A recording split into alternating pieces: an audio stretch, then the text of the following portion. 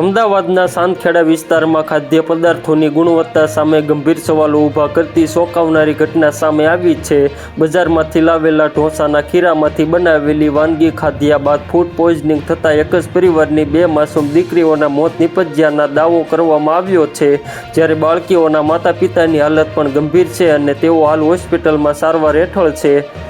મળતી માહિતી અનુસાર સાંતખેડાની મારુતિ પ્લાઝા રેસિડેન્સીમાં રહેતા ગૌરીશંકર પ્રજાપતિએ દાવો કર્યો કે 1 એપ્રિલ સાંજે મારો દીકરો આયુષી રોડ ઉપર આવેલી ઘનશ્યામ ડેરીમાંથી ઢોસાનું ખીરું લાવ્યો હતો।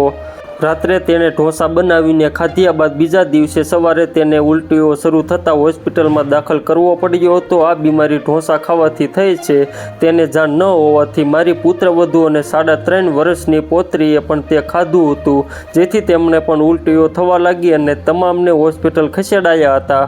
ગૌરીશંકર પ્રજાપતિએ જણાવ્યું હતું કે આ ગંભીર અસરને કારણે મારી 2.5 મહિનાની નાની પૌત્રીનું અને ત્યારબાદ 3.5 વર્ષની મોટી પૌત્રીનું હોસ્પિટલમાં સારવાર દરમિયાન મૃત્યુ થયું છે।